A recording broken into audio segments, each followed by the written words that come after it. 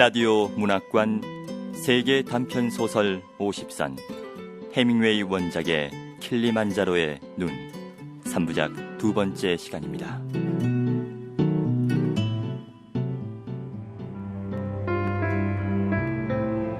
지난 이야기, 해리는 그의 아내 헬렌과 아프리카 여행을 하던 중 상처로 인해 다리가 썩게 된다.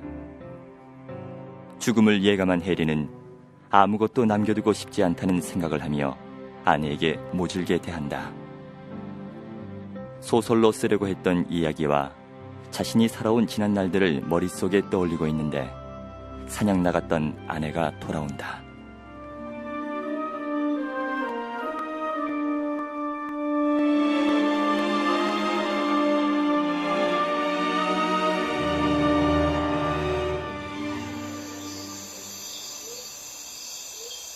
그녀는 승마용 바지를 입고 라이플총을 들고 있었다. 두 소년이 순양 한 마리를 끈으로 묶어 어깨에 둘러매고 그녀 뒤를 따라오고 있었다. 그래도 아직은 아름다운 여자야. 뛰어난 미인은 아니지만 그 여자의 얼굴은 그의 마음에 들었다. 그녀는 독서광이었고 승마와 사냥을 즐겼으며 술을 많이 마셨다. 그녀가 아주 젊었을 때 남편이 세상을 떠났다고 했지. 한동안 두 아이에게 마음을 쏟았지만 아이들이 성장한 후에는 어머니가 곁에 있는 걸 귀찮게 여기게 됐다고 했어. 그래서 승마와 독서 그리고 술 마시는 일로 시간을 보내곤 했다지. 그것은 애인들이 생기기 전의 일이었다. 애인들이 생긴 뒤로는 그렇게 많이 마시지 않았다. 그러다가 아이 하나가 비행기 추락사고로 죽은 이후 그녀는 애인을 원하지 않게 됐다. 갑자기 그녀는 혼자라는 느낌에 소스라치게 놀랐고 그녀는 진심으로 존경할 수 있는 남자를 필요로 하고 있었다. 이 일은 아주 간단하게 시작됐었지. 그녀는 내 작품을 좋아했고 내가 누리던 삶을 부러워하고 있었으니까. 그녀가 그를 사귀게 된 것과 마침내 그와 사랑에 빠지게 됨으로써 그녀는 그녀 자신을 위한 새로운 생활을 시작하게 됐다. 그에게는 안정되고 안락한 생활을 얻기 위해 예전의 삶을 팔아치우는 일에 지나지 않았던 것일지라도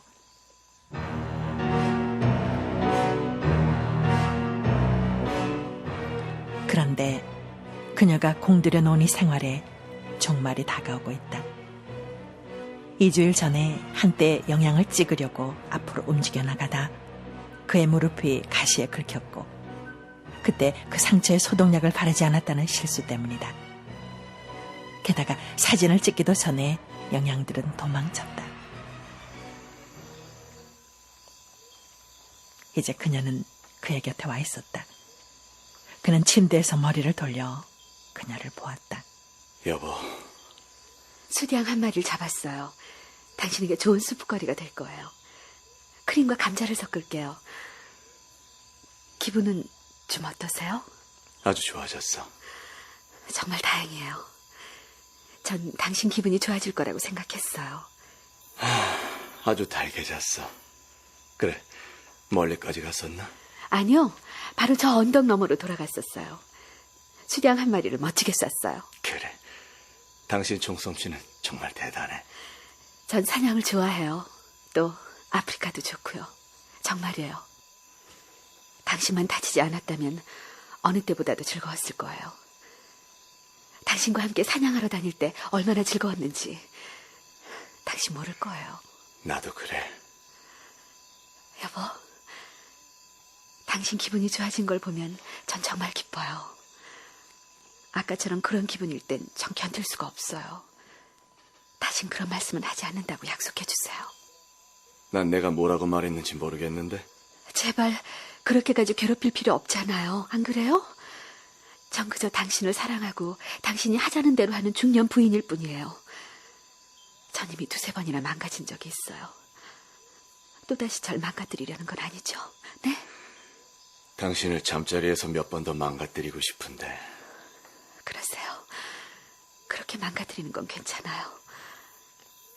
내일쯤은 비행기가 올 거예요. 당신이 그걸 어떻게 알지? 틀림없이 오게 돼 있어요.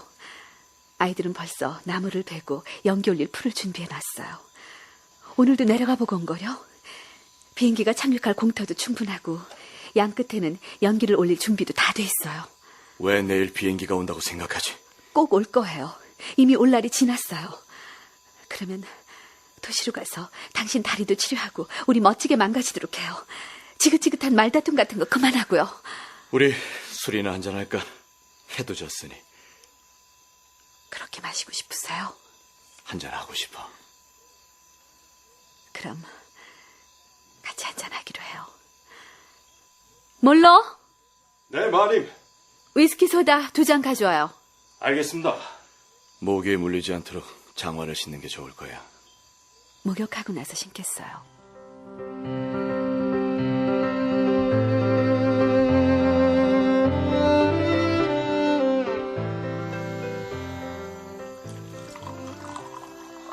어둠이 점점 짙어가는 동안 그들은 술을 마셨다. 아주 어두워지기 직전이었고 이제는 총을 쏠 수 없을 만큼 어두워졌을 무렵 하이에나 한 마리가 언덕을 돌아 나와 평원을 가로질러 갔다. 저놈은 밤마다 저길 지나가는군. 2주 동안 매일 밤 말이야. 밤에 소리내서 오는 게 저놈이군요. 전 별로 신경 쓰지 않아요. 하지만 기분 나쁜 짐승이에요.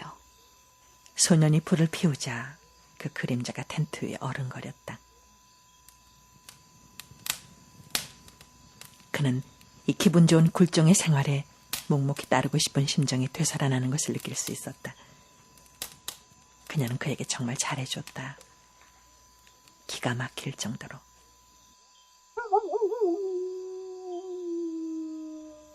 바로 그 순간 그는 지금 자기가 죽어가고 있다는 생각이 불현듯 떠올랐다. 그 생각은 너무도 갑자기 떠올랐다. 그것은 급류나 돌풍 같은 것이 아니라 갑작스럽게 악취를 풍기기 시작하는 공허함 같은 것이었다. 그런데 이상한 일은 하이에나가 그 공허함의 주변을 슬그머니 미끄러져 들어왔다는 것이다. 왜 그래요, 해리? 아무것도 아니야. 당신 이쪽으로 옮겨왔는 게 좋겠어. 바람 부는 쪽으로 말이야. 목욕을 해야겠어요. 곧 나올게요. 같이 식사를 하고 나서 침대를 안으로 들여놓기로 해요. 그러지. 그래. 싸움을 그만두길 잘했어. 그는 이 여자와는 그다지 싸우지 않았다. 그러나 그가 사랑했던 다른 여자들과는 싸움이 너무 잦았던 탓으로 마침내 그 싸움에 따른 부식작용으로 그들이 공유하고 있던 것까지 죽여 없애버렸던 것이다. 그는 너무 많이 사랑했고 요구 또한 너무 많았다. 그래서 그 모든 것을 달아 없어지게 만들었던 것이다.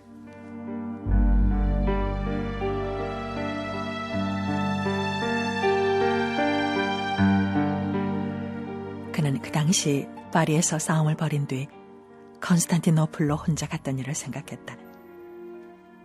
그동안 그는 줄곧 많은 여자를 만났고 그것에도 지쳐버리자 마음의 고독이 억제되기는커녕 더 심해지기 시작했다.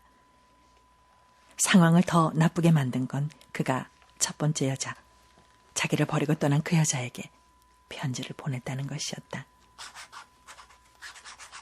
언젠가 르장스 교회에서 당신을 본 것 같다는 생각이 들었을 땐 정신이 아찔하고 속이 타는 것 같았소.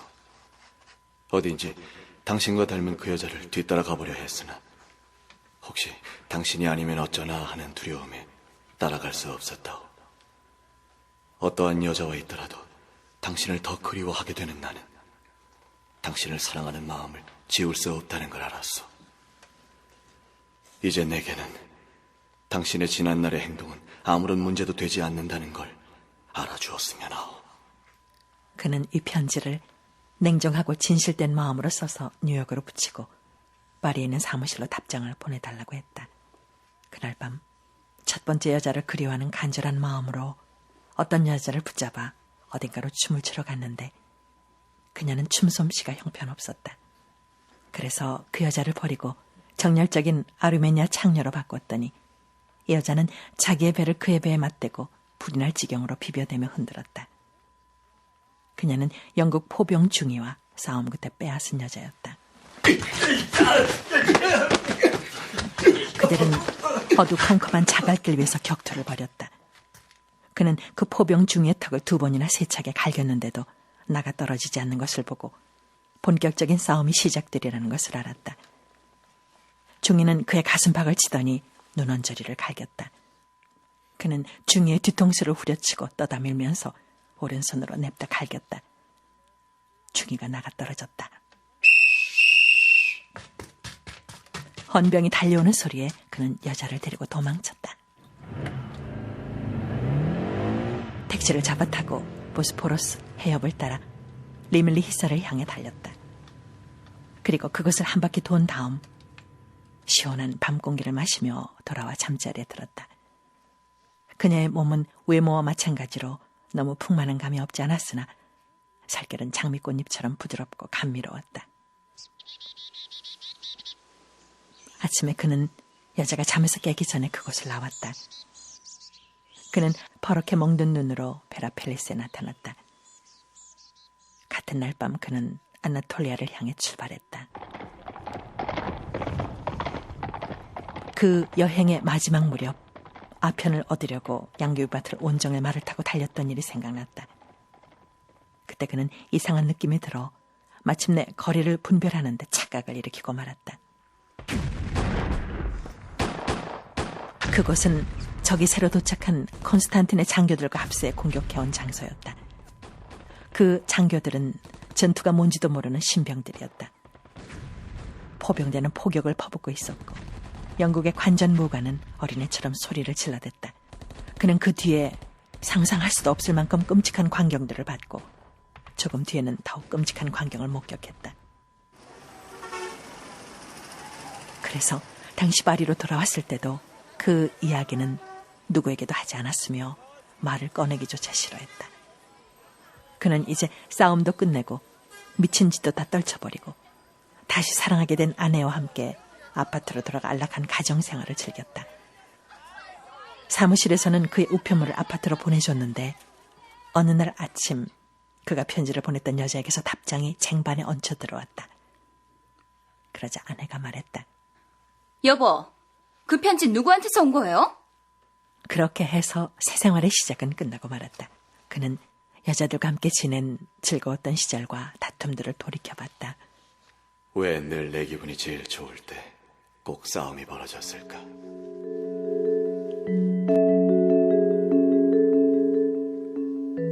그는 그런 것에 대해서도 한 줄도 쓴 적이 없었다. 왜냐하면 우선 남을 다치게 하고 싶지 않았고 다음으로는 그게 아니라도 얼마든지 쓸 게 있을 것 같았기 때문이었다. 그러나 거기에 대한 글을 언젠가는 쓰게 되리라 생각하고 있었다. 쓸 것은 참 많았다.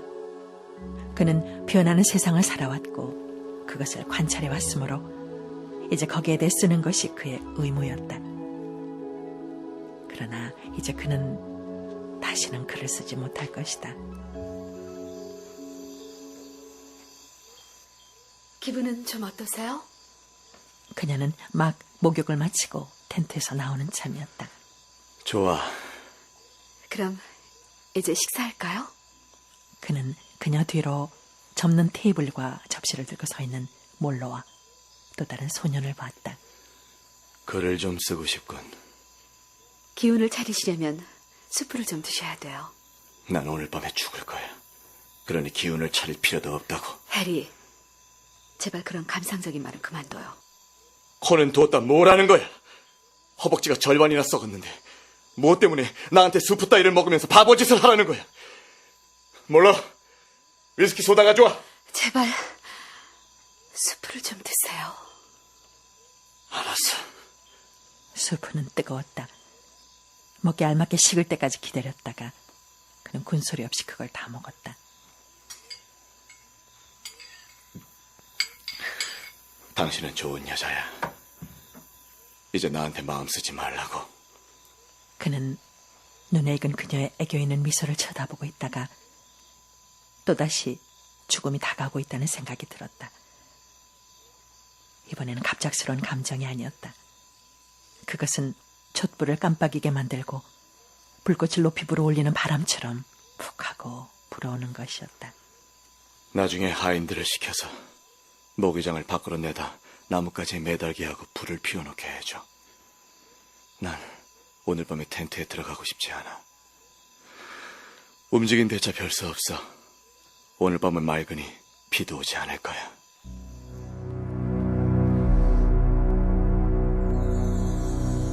사람은 이렇게 죽어가는 것이다. 전혀 틀리지 않은 속삭임 가운데서. 그렇다. 이제는 싸울 일도 없을 것이다. 그것만은 확신할 수 있다. 한 번도 겪어보지 못한 이 경험만은 결코 망치지 않을 것이다. 혹 그는 그것마저 망칠지 모른다. 무엇이든 파괴해버리는 위인이니까. 그러나 아마 그러진 않을 것이다. 당신 내 말을 받아쓸 수 있겠어? 그런 건 해본 적이 없는데요. 그럼 됐어. 물론 이제는 시간이 없다. 하긴 망원경에 초점을 맞추는 것처럼 정확히 잘할 수만 있다면 그것을 한 단락으로 압축했을 수도 있을 것 같지만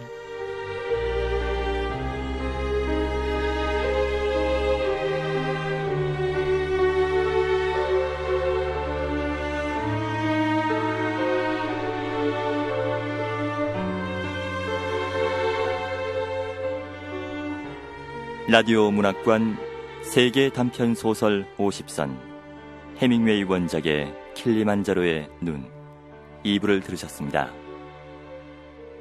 해밍웨이는 우리에게 노인과 바다, 무기여 잘 있거라, 누구를 위해 종은 울리나와 같은 장편 소설로 잘 알려져 있지만 사실 단편 소설에서 더 높은 평가를 받고 있다고 합니다.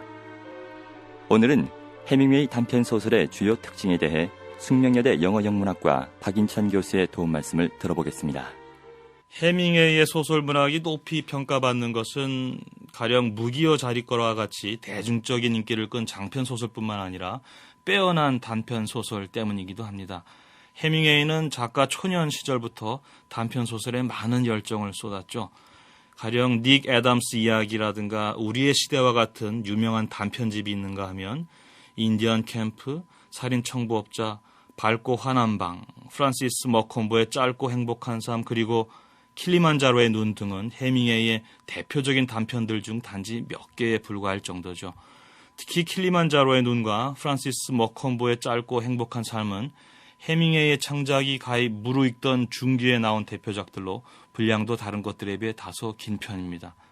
해밍웨이는 단편들에서 그의 주요 주제들, 가령 순진한 청년이 세상을 배워가는 입문 과정이라든가 자기 발견, 죽음, 허무, 악, 혹은 남녀 간의 갈등, 그리고 의사소통의 단절 등을 극적으로 다루어 왔습니다.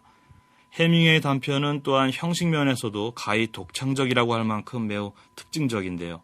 잘 알려져 있듯이 해밍웨이의 단편은 하드보일드 스타일로 불리는 간결하고 건조한 문체의 사용으로 유명합니다.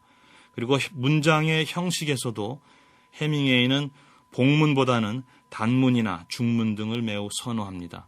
또한 문맥의 의미를 직접적으로 다 서술하기보다는 아주 일부만을 제시하고 나머지는 예컨대 반어법, 여백 혹은 침묵으로 묻어두는 일명 빙산 이론이라는 게 있는데요. 이것은 나중에 레이몬드 카버와 같은 작가들이 주도했던 미니멀리즘 문학의 효시에 해당합니다.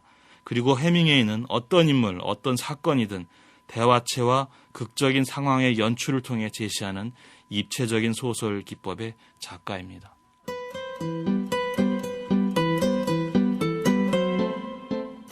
권윤의 연출, 정진아 극본, 해밍웨이 원작의 킬리만자로의 눈 2부를 마칩니다.